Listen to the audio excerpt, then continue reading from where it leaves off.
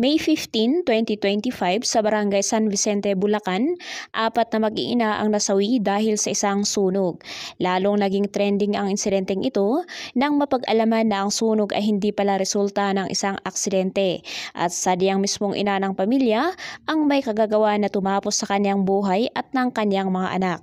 Sa kwentong ito, ating talakayin ang naging ugat ng insidente at ilang mga opinyon ng mga netizens ukol sa pangyayari. Ang ina ay kinilalang si Joyce Rodrigo, 28 years old na nagmula sa Batangas. Ang kanyang asawa naman ay si Kimuel Aspero, 34 years old, isang pulis na nakarestino sa Batangas. September 15, 2021 nang ikasal sina Joyce at Kimuel Aspero. Biniyayaan sila ng 3 anak na lalaki. Ang kanilang panganay na anak ay 6 years old na kinilalang si Kimuel Zian. Ang pangalawa naman ay ang 3 years old na kinilalang si Kyle. At ang kanilang bunsong anak ay kinilalang si Cairo na 1 taong gulang pa lang. Sa Facebook post ni Joyce, makikita sa mga larawan ang masayang banding ng buong pamilya. Pero walang nag-akala na sa isang iglap, sabay-sabay na mawawala sa mundo ang mag-iina. Sa kalagitnaan ng matirik na sikat ng araw noong araw ng Huwebes, Mayo 15, taong kasalukuyan, isang sunog ang sumiklab sa loob ng bahay nina Joyce at Kimuel. Sa kasamaang palad, ang mag-iinang nasa loob ng bahay ay binawian ng buhay. Agad umanong rumispande ang mga kapitbahay nila Joyce nang marinig na may 2 taong sumisigaw na may sunog. Nilak umano ni Joyce ang kanilang pinto at gate kaya nahirapan ang mga rumispande na makapasok sa loob ng bahay hanggang sa pinilit umano ng isang lalaki na sirain ang nakakandadong gate at pinto para makapasok sa loob ng bahay. Naapula naman agad ng mga kapitbahay ang apoy bago pa dumating ang mga bumbero. Ayon sa mga rumisponde, nakita nila ang bunsong anak na si Cairo na nakahiga sa kama na wala ng buhay. Sina Kimuel at Kyle naman ay natagpuan na umiiyak umano sa loob ng banyo. At ayon sa isang lalaking rumisponde, dinig pa daw niya ang pintig ng puso ng mga bata. Kaya naman agad nila itong inilabas mula sa banyo. Huli namang natagpuan sa loob ng bahay ang inang si Joyce.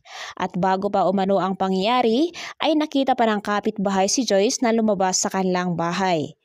Ayon pa sa isang tumulong na kapitbahay, amoy thinner at sunog na kutsyon ang loob ng bahay nang pasukin nila. At sa inisyal na investigasyon ng BFP, may nakitang puspuro at 2 bote ng paint thinner sa loob ng bahay ng mga biktima. Ang lumalabas umano sa kanilang investigasyon ay yung mismong tao ang naunang nilagyan ng apoy sa kasunod na lamang ang pagkasunog ng magamit. Malakas din daw umano ang probability na hindi magsisindi si Joyce nang walang open flame. Ang bunsong anak na si Cairo ay agad na idineklarang patay at agad namang dinala sa hospital sina Joyce, Kimuel Zian at Kyle. Pagdating ng hospital, agad na binawian ng buhay si Kyle. Agad namang tinawagan at pinauwi ang padre de pamilya na si Kimuel. Bago umano tuluyang bawian ng buhay ang panganay na si Kimuel Zian, ay nakausap at nakapagsabi pa ito sa kanyang ama na I love you, Daddy. Agad naman na itinuring na suspek ang ina ng mga biktima na si Joyce. Ayon sa balita, sinadya umanong sinilaban ni Joyce ang kanyang 3 mga anak at ng kanyang sarili. Kaya naman sinampahan umano ng asawang si Kimuel si Joyce ng kasong parricide dahil sa pagkamatay ng kanilang mga anak. Pero makalipas ang isang araw, binawian din ng buhay si Joyce dahil sa tindi ng pinsalang kanyang tinamo. Kaya naman, May 21, 2025, idineklarang case closed dahil pumanaw na din si Joyce na suspek sa pangyayari. At sa puntong ito, ay iniurong na rin ni Kimuel ang kasong kanyang isinampa laban sa kanyang asawa. Ang burol ng mag-iina ay pinaghiwalay. Ibinorol ang inang si Joyce sa bahay ng kanilang magulang sa Batangas, habang ang 3 mga anak naman ay ibinurol sa Santa Maria. Narito naman ang ilang komento ng mga netizens ukol dito. Kitang-kita talaga na walang sariling desisyon ang ama. Bakit pinaglayo sila? Anong meron? Kaya nga sinama niya mga anak niya kasi ayaw niya maiwan at magkahiwalay sila. Bakit ganon? Okay lang yan na pinaghiwalay sila ng burol para maiwasan ang gulo, baka magsisihan pa ang magkabilang panig. Intindihin na lang natin kung bakit pinaghiwalay ng burol. Wala nga kaming alam sa tunay na pangyayari, pero ikaw na ama, alam mo sa sarili mo ang tunay na pangyayari at malaki ang parte mo. Hindi mangyayari ang trahedyang yan. Kung ikaw na ama, nakialam ka sa nangyayari sa asawa mo, maiiwasan sana yan, or baka naman nasa ibang babae ang atensyon mo. Ayaw nilang pong mahirapan ang mga anak niya kung iiwan niya din lang ito at wala din naman mag-aalaga katulad ng pag-aalaga niya, kaya mas pinili niyang isama ang mga anak niya. Habang ang insidente ay mainit na pinag-usapan sa social media, may lumutang na screenshot ng conversation ni Joyce at ng hindi pa nakikilalang kausap nito. Hindi naman makita sa screenshot ang petsa kung kailan nangyari ang pag-uusap. Sadyat ay nanghihiram si Joyce sa kanyang kausap ng kahit 500 lang para sa panggatas ng kanyang anak. Dahil may sakit na trangkaso umano noon si Joyce kaya hindi niya mapadede ang kanyang anak. Sumagot naman ang kausap ni Joyce at sinabing kapag nagkapera siya ay papadalhan niya ito agad.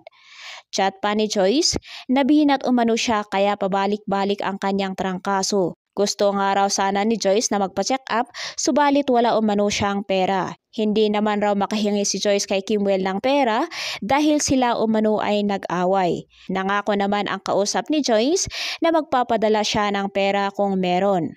Isiniwalat din ni Joyce na 2,500 lamang ang binigay ng kanyang asawa, pero isang linggo lamang ay ubos na, lalo na't kinagastos umano ni Joyce ang 500 pesos para panghilot. Ang 1,000 naman ay pinamalengke niya umano, pero dahil sa sobrang mahal ng mga bilihin, umaabot lang ang 1,000 pesos ng 3 araw. At kahit ano daw ang pagtitipid na gawin ni Joyce, ay hindi talaga kasya ang kanyang pera. Sinabi din ni Joyce sa huli na kung kaya raw niyang magtrabaho ay ginawa na niya para matustusan ang pangangailangan nilang mag-iina. At awang-awa na daw si Joyce sa kanyang anak dahil hindi ito makadede ng maayos. Sa paggulong naman ng investigasyon, ayon sa pamunuan ng Barangay San Vicente, madaling araw bago ang insidente, tumulog sa kanilang tanggapan si Joyce para ipablatter ang problema niya at ng kanyang asawang si Kimwell. Ayon sa chairman, plano nilang pagharapin sa barangay ang mag-asawang Kimwell at Joyce para pag-usapan at ayusin ang kanilang problema. Subalit kinabukasan, nangyari na ang nakakalungkot na insidente. Isiniwalat din ni Joyce na may galit at problema siya sa pakialamera niyang biyenan. Ayon sa blatter, pinag-aaway ng biyenan si Joyce at ng kanyang asawang si Kimwell. Hindi naman nagbigay ng pahayag ang ama't asawa na si Kimwell sa media. Maraming mga netizens ang nagpaabot ng kanilang pakikidalamhati sa nangyari sa mag-iina. Hindi makapaniwala ang nakakarami na nakaya ng isang ina na gawin niya yon sa kanyang mga sariling anak. At sa Facebook post ng ilang mga netizen, sinabi nila, depression is not a joke. Sa isang iglap lang nawala ng buhay ang 3 mga bata at sobrang di nakayanan ng kanilang ina kaya pati mga bata nadamay. Hindi ito gawa ng isang masamang tao, kundi isang inang winasak ng matinding depresyon. Isang inang hindi na alam kung paano lalaban, kaya nagawa ang hindi maiisip ng isang ina sa matinong kalagayan. 3 inosenteng anak ang nawala at pagkatapos pati siya ay binawian ng buhay. Nakakasuklam ang ginawa. Oo, pero mas nakakasakit isipin kung gaano kalalim ang sugat at dilim sa kalooban niya bago niya iyon nagawa. Para sa lahat ng asawa, lalo na sa mga lalaki, pakiusap, alagaan ninyo ang damdamin ng inyong mga asawa. Hindi sapat na may pagkain sa mesa o may bubong sa itaas ng ulo. Ang bawat ina ay nangangailangan din ng pagmamahal, pag-unawa, respeto at emosyonal na suporta. Ang depresyon ay totoo at mapanganib ito kung pababayaan. Walang ina ang gustong saktan ang kanyang anak, pero kapag punong-puno na siya ng sakit, kapag pakiramdam niya ay nag-iisa siya at walang makikinig, minsan nauuwi sa trahedya ang katahimikang pinipilit niyang panatilihin. Huwag niyong isugal ang pamilya niyo para sa panandaliang ligaya, babae, bisyo, alak, sigarilyo o barkada. Ang pagsisisi ay laging nasa huli, hindi biro ang mental health. Marami ang mukhang matatag pero sa loob ay basag na basag na.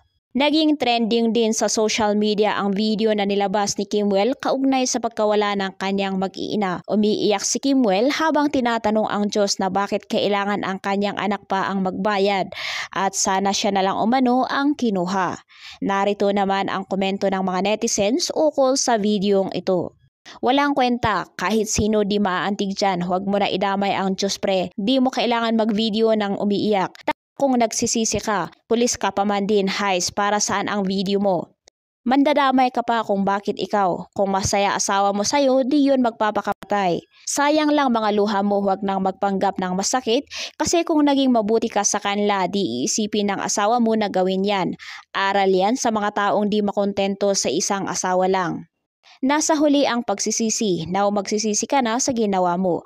Hinding-hindi ka magkakaroon ng kapayapaan, kaligayahan at kapanatagan. Lumigaya ka man ay panandalian lang. Ikaw, anong masasabi mo sa kwentong ito?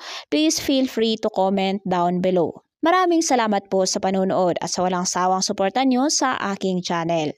Bye-bye and God bless.